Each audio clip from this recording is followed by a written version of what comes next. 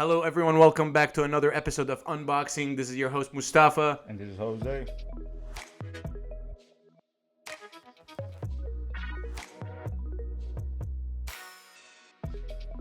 Let's go. Today, we got a really special guest. I didn't think that we were going to get him, but we got... Very special. Yes. Do you want to... Special ed. That's my specialty. That's what I have you as students. Let's go. Hey, Let's go.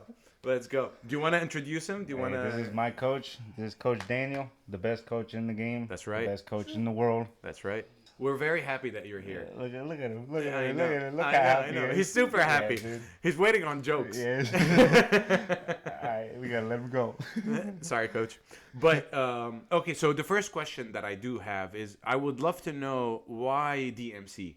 Why did you decide to start DMC? And yeah, I would love to start from there because the thing is right now, we're getting a lot of traction on the videos that everyone is in and people love seeing everyone's stories and you build something incredible. And we just want to know like the story behind it because I'm pretty sure a lot of the folks that are at the gym don't know how it started. They just know that it's an incredible community. Okay, well, first of all, thank you for having me here. I guess I'm not so used to like seeing all these lights and stuff like that. Yes. But I appreciate it, and the fact that you guys are giving me opportunity to let people know how these things started. Well, I don't wanna.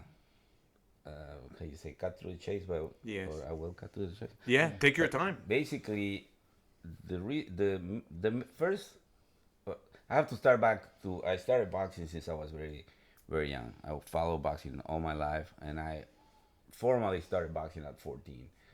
And I had my first student, which is kind of weird. It was just by chance at 15. So I've been in boxing for a total of 46 years. Oh, wow. 45 years, I could say. I started coach or training or teaching boxing to other people. I teach little kids. I teach friends from high school, friends from college, and I have professional fighters, and now I have a real gym or academy, as I like to call it. But I always wanted to do this. I'm from a different generation where in my family we're supposed to go to college, get a degree, get a job, make a career, and that was basically life. Now with what I've learned, with my experience, I know that there's a lot more to life than doing that. That's just an old idea, and I mean, if it's good for you, it's good for you, but it's not good necessarily have to be Yes. for everybody. You have to follow your passion, and this is my passion. And I've been fortunate enough to be around some really, really good coaches in different parts of the world and learn from everyone because since when I started, I had the opportunity to start teaching. I I always had the need for learning more, learning more the technique, learning why you do certain things, what's behind a lot of things. Traditional coaches are former boxers that they've learned what to box. Some of them had natural talent and they became boxers. And then when they retired, a lot of them unfortunately didn't have other options but go work at a gym Yes. for probably pennies, but whatever. And some of them make it good. Most of them don't really make a difference because they don't really understand what's behind everything that they do. Right. There is a science behind all this. Yes. Boxing is an art and it's a science. They call it the sweet science for a reason. And everything has an explanation. If you're really curious and you really like it, then you will understand it. Otherwise, it's very difficult. Now why in Dayton, why in Centerville, why I started the way I did it Yes. is because when I wanted to box, boxing was not available. Boxing is it's actually a privilege to be able to box, and people don't realize that because boxing used to be called a poor man's sport because you can only find it in poor parts of the cities, in poor neighborhoods, and where a lot of people were tough or quote unquote tough or rough or whatever, and this will give you an opportunity, some of them, Like an exit. to get out of there and Put yourself out channelize their aggressivity, their violence or whatever through the sport. Yes.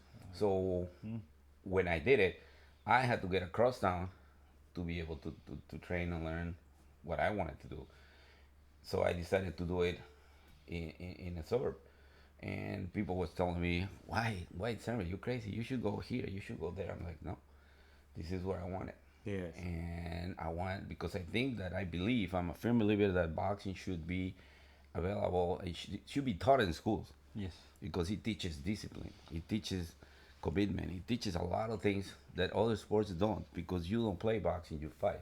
That's Okay, and this is not, you train this to be a a bad person, or to go and beat up other people, but it gives you self discipline. You actually, once you know what you're capable of, you're not gonna use it. Yes. And proof is in the pudding, is how they say it. Like people at my gym, they're the more experienced guys. They work with the people less experienced, and to help them get up to their level. That's true. It's not like somebody comes in and try to beat them up. No, that's stupid. Why? We don't What? gain nothing. from No, that. you don't gain anything. There's nothing to prove. Yeah. The only person that you need to prove is to yourself. You only Correct. competing to yourself, okay? And you want to be Yes. better. And this is what we're doing. And every day, every year, every month, we come up with new things, new techniques, but also new things that we want to ingrain into our students. Yes. Because not everybody's going to be a world champion, but everybody can be a world champion in their own world. Yes. You can be a better person. This is a lifestyle. It is. So basically, this is what makes us different, because we don't go to a tournament with like 10 fighters just to get them the experience. There's nothing wrong with that. But when we go to win. Yeah, If we don't win because we had rough competition, or because we didn't get the decision, because sometimes, a lot of times, we have to deal with poor judgment. That's okay. It pisses me off. It's disappointing.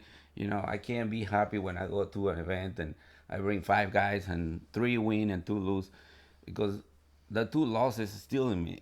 Yes. And I'm in the car with 5 guys. 3 are super happy, 2 are not. Yeah. Yes. For me, it's not a round thing. So, Yeah. but that's why when I go because I consider that they're ready, and I take you guys to fight because I consider that you guys are ready to perform. If you lose to somebody that you got unlucky, and this guy is the next superstar, and he's better than you, but you put a good show, I'm happy with that. And we've seen it. I mean, the last one was Jared. Jared Yes. fought a guy that was I don't know how many times national champion, had a bunch of fights. Jared, that was his first 3-round fight, and he gave this guy a run for this money. He hurt Yes. this guy, and he hit him really good, and he lost. But I was so proud of his performance. I was more happy with his performance, even though he lost on the cards, than the guys that won. Because nothing wrong with the guys that won, but his performance was. I mean, and he jumped into that opportunity like 2 weeks because he was not supposed to fight. Yes. So at the end of the day, what happens is you guys feel that you have the tools to go and fight. If I tell you there's a fight, I rarely hear somebody that says, I'm not ready, coach. I mean, if it's a reason because, you have a test in school, or you have to study, or you have an injury or something, that I totally understand. But for me, it's teaching you guys not only the art and the science of boxing, but it's teaching you guys how to fulfill your commitments, how to continue, how to look for more, how to fight your own demons. How to be a man. How to be a man, exactly. Man, boxing changed my life. Yeah, it did. It changed my life. And the moment I stepped into DMC, and my life changed for the best. 100%. Also. With my health, with my existence, with the friends that I made, with everything about it is extremely positive. And the people that are there as well, it's from all over the world. Everyone's from everywhere. Yes. And to be there and to see everyone like wanting to be their best self, that's why everyone is there. Because the thing is, I want to ask, like, why boxing? Why boxing? I know the answer. I know why boxing. I didn't used to like boxing. I loved it as a sport. I loved to watch it, but it wasn't my thing. I loved playing football. I loved playing, like, they call it here soccer. I love football. I'm a huge Manchester United fan. They suck right now, so. But I love foot. Now I don't care if there's a game on. I don't care. I would rather much be at practice and put the work in than to watch the game.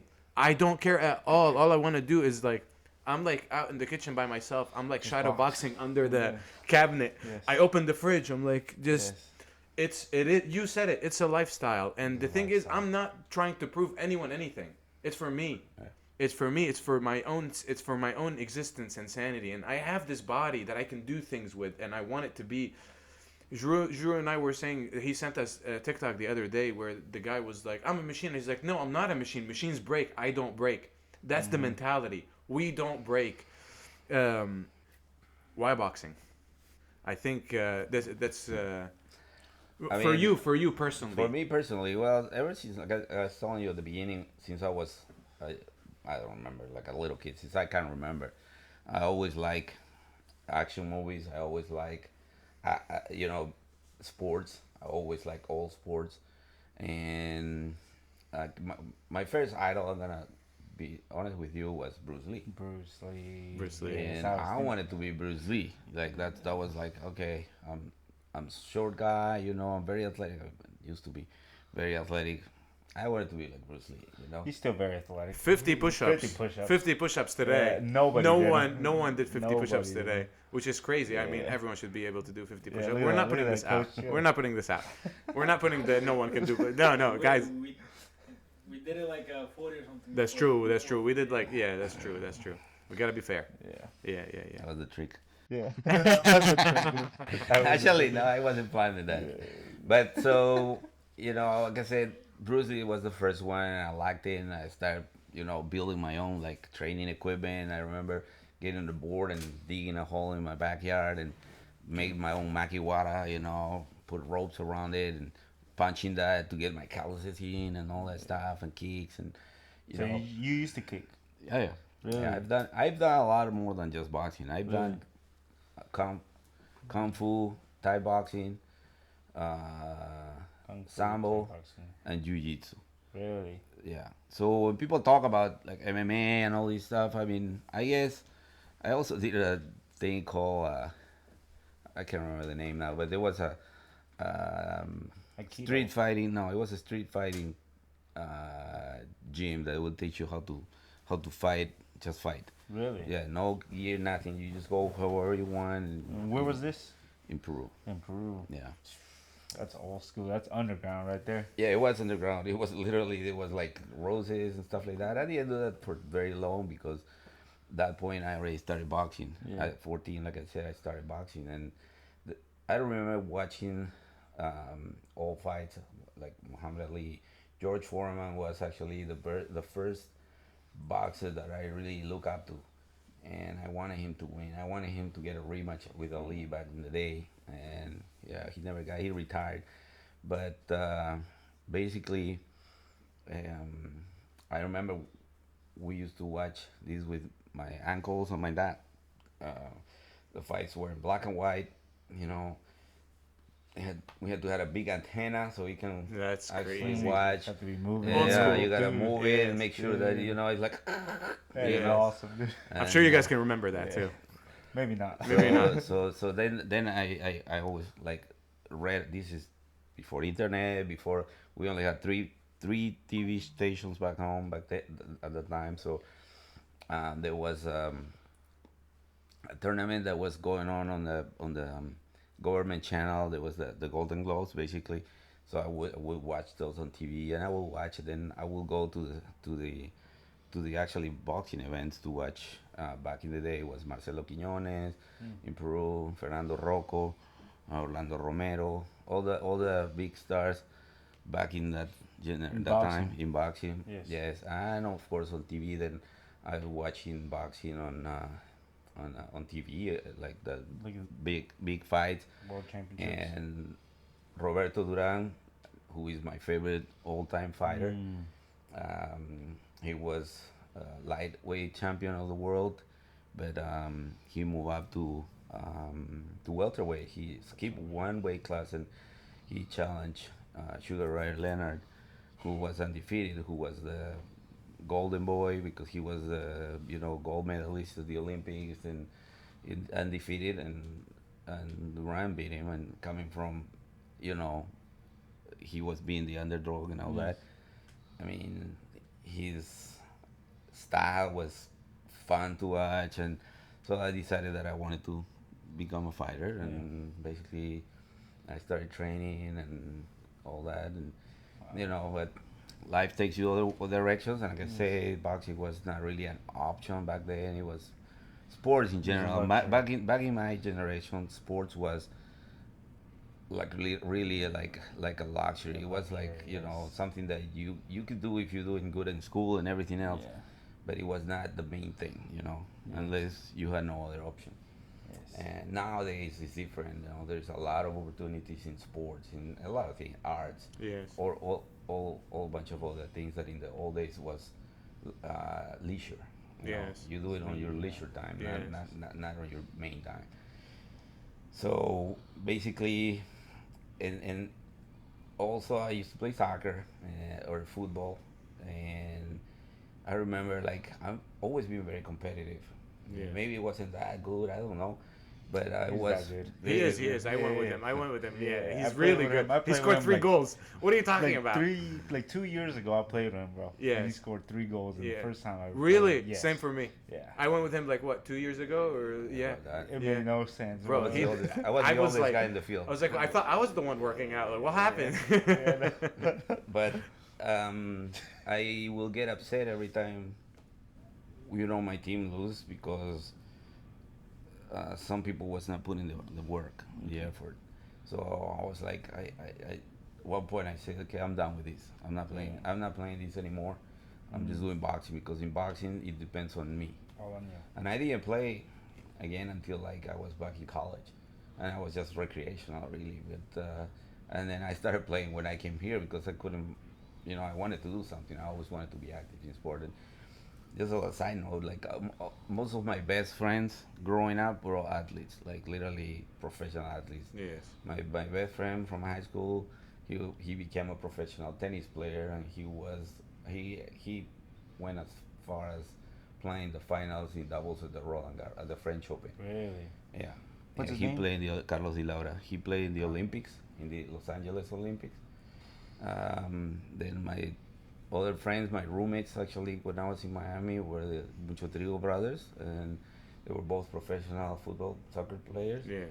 And Playing in Peru? Dario, yeah, no, they play everywhere. Dario played in Greece, in Mexico, in Ah. Colombia, Yeah. and he played for the Peruvian national team in, I think, 2 different World Cup qualifiers. Hey. Gee. Yeah. Shout out to you if you're listening. Shout out to So- Darío. Yeah, let's go. That's he's now Aida. She was a professional volleyball player. She played. She was I think she got in the juniors, like second place in the world at one point, and she played professionally in Italy. So a lot of my friends, can say, were in sports outside of boxing too. So, Yes. you know, Oh, wow. it's funny because when I was he said was had the opportunity to do, the reason why I was able to train jiu-jitsu is because I had an indoor soccer team in Cincinnati years ago, and there was a guy from Argentina in my team, and he said we were short good players. We had some really bad players. We were short good players, and he told me, I have a friend from Brazil that can play. I was like, bring him. And Please Of bring- course. and the guy from Brazil, he got a little. He was renting a little place in a small gym in Cincinnati to do jiu-jitsu, and he's actually, for people that know MMA, his name is Carlson Gracie Jr. And he was playing. Yeah, he was in my team, and you know, I was training jiu-jitsu with him for a little bit. He was training with Gracie. Huh? Uh-huh. Yeah. So I mean, he's big time now. Like he has gyms everywhere, Yes. and can't get a hold of him anymore. Yes. You know, but Yeah. that's Well, fine. soon he won't be able to get a hold of you. That's okay. It's not because he I don't No, know he's how to- busy. He's busy. Yeah, But we're joking. yeah, so sports been part of a big part of my life. Yes. I actually make sure that all my kids did sports, and now my kids are all my students. Yes. And what is so cool about our gym is that there is no limits. We have kids are 4 or 5 years old, and we have adults that are like almost 80 years old training and even sparring, and we have guys fighting close to 50 years old that are Yes. still competing. Yes. So there is no limits of, how far you can go except for the limits that you put into yourself. If you want to do it and you're willing to do the work, you can get there. But you gotta know that it doesn't come easy. It's not free. You gotta work. You Yes. gotta make sacrifices. You gotta maybe stop or limit the number of social activities outside of your life. And if you're a business person or you work for a corporation or whatever, it can be difficult. But time, you manage your time. Yes. You have to manage your time. If you manage your time, you can make it happen. When people say I don't have time, I laugh. I feel Same. bad. Yes. I agree. Because you know what? If you want it, you can do it, Yes. and that's it. Yes. Everything else is excuse. You can justify things, but for me, it's excuse. That's why I don't get aggravated anymore. For me, it's about getting positive. And we've been talking about that recently. Yes. Everything has to be positive. 100%. Because Yeah. any negativity can be contagious, and it can contage the whole thing. Yes. The whole thing, everything can Yes. fall apart. Same thing with positivity, though, and Yes, that's why I think the whole gym is this But way the right now. difference between negativity and positivity is that with negativity, it's so easy. Mm. It's so easy. It's the easiest thing because all you do is let go. Yeah. With positivity, it's work. I think it's like a temperature. It's the same thing. It's just where on the scale. You want to be up here. Or Yes. you want to be down here. Exactly. You want to be hot. You want to be cold. You want to be Yes. good. You want to be bad.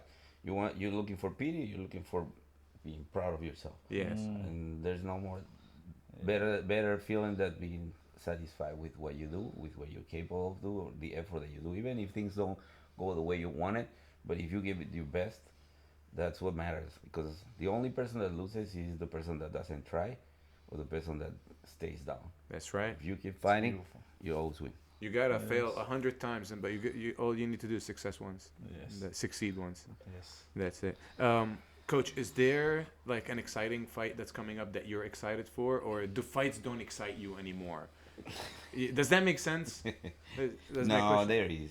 There's definitely. There's always fights that I'm looking forward Yes.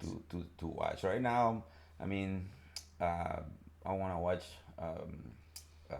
Benavides Morel. Yes. That's a good fight. It That is. is a good It is. fight. It It's a is. good It is. match. Yeah. I mean, we'll see what they both have for real, because I don't think that neither one of them has faced that level of competition. Level competition. Yes. I mean, I always like to see people like Terence Crawford, like Enzo Inoue, Yes. Canelo, Vivo, Beterbiev. That's definitely the They're rematch. playing again, right? They don't play. That's They fight. They're fighting again. Yeah. All right. All right. Okay. But It's that's not coming. Barcelona, Real Madrid. Yeah. No, that yeah. Hey, let's have a play Classico, day. yeah. There's a difference. They play. There's a big difference when you say you play with the balls and when you're playing with balls. Okay. That is very true. That is very true. Well, this has been an incredible year, 2024. It's been a really good year, for a year for fighting, overall in general. We got to witness a lot of different fights. Very and good fights. and 20. So here's my other question: do you get more excited for your own fighters, or for the fights that are happening with the big guys? And I know it's an obvious question, but I would love to hear your perspective on it. Well, definitely my guys. Yes. I mean, there's people don't understand the feeling when you are coaching somebody's corner, because it's easier to be inside the ring than being outside the ring, because you can't control everything.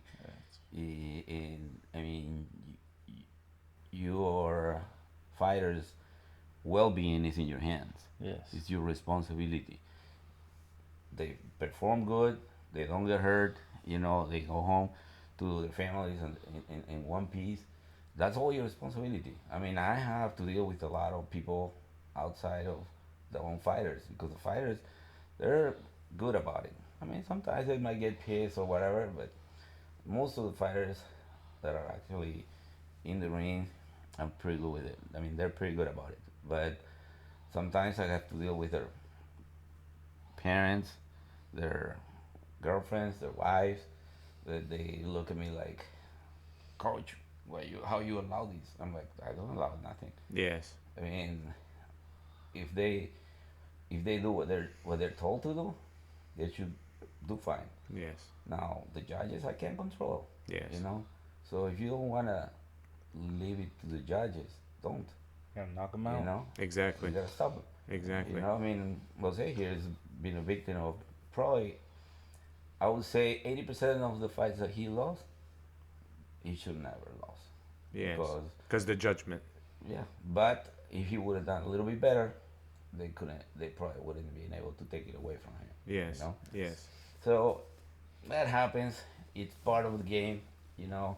Yes. But the only thing that you can do is prepare yourself. You have to be ready. Then you have to be the best version of yourself every time you go out there.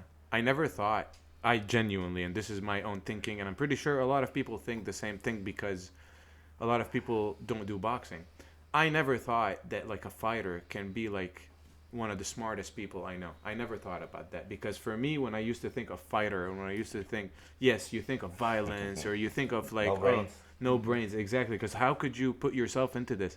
It is one of the smartest sports I've ever seen in my life. It's playing chess in existence. It's a sweet science, man. It Well, is. I tell people, I've been saying this for years. Yes. The best fighters are Yes. not the toughest fighters. The best fighters are the smartest ones.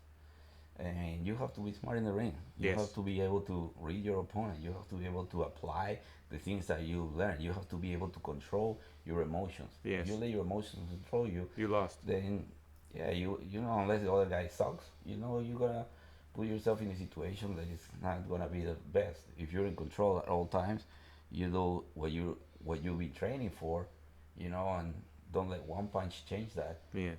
Then you should be fine.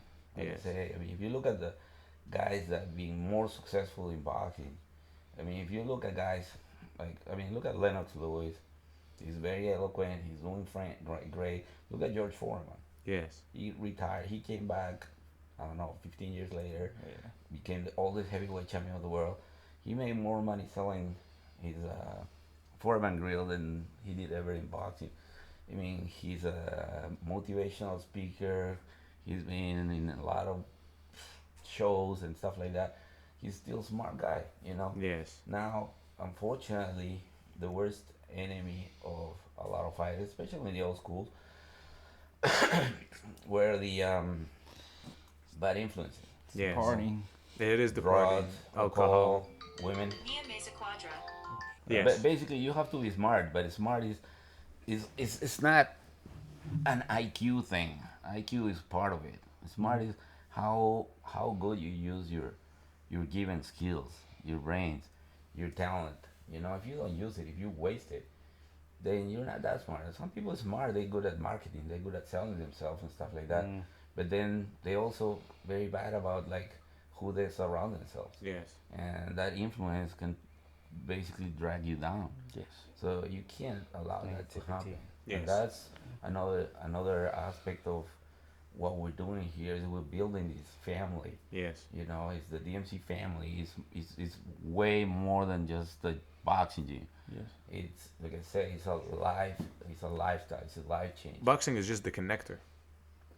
Yeah, boxing is basically what brings people in, and after that is, you know, you develop your own connections in there. Yes. And friendships and all that stuff with people that they have similar goals in you. And the goals is, like I say, not necessarily become a world champion, which is nothing wrong with that. That's a goal for a lot of people, but it's becoming the best version of yourself. Yes. Yes. Because the only things that you can control are things that come inside of you. 100%. What you eat, what you breathe, Yeah. who you hang out with, Yes. if you train or not, how you sleep, all those things, you know. And that's why I'm talking about. You have to be the best version of yourself. I mean, you have to be respectful. You Yes. have to be nice to people. You have to, especially the people that's closer to you, the people that really care about you, your family, your friends, you know, and the people that become your support system, basically. Yes. That's what it's all about. After that, nothing else really, matters. Shouldn't bother You you. can't control anything. Yeah. You cannot control who the president is. You can control, you know, the prices of gas, or the atmosphere, or like uh, The global Illuminati. warming, or That's for another Yes, it's for tomorrow. tomorrow. So you can't control that. None of that. You just gotta believe that there is a God, and I don't care how you call it. There is a God that's looking all over us, Yes. and we have to respect that. That's and right. We just gotta know that we're here with a gift, and the gift is the gift of life. Yes. We have to make the most out of it. That's Yeah. it. That's our motto. If Is we don't, we're disrespecting ourselves, we're disrespecting our parents, we're disrespecting God. We shouldn't Yes. do that. Yeah, that's our motto: is God, family, boxing, In in that that order. order. Yeah, that's it. Well, it. well, thank you guys so much for listening. Thank you, Yeah, you thank can you, let it go, coach. huh? Thank you, coach, so much for being here. This has been the balloon. This has been our episode for tonight. Thank you guys for listening. Thank you for watching. This is Mustafa. This Jose. Let's go. This is Coach. unboxing.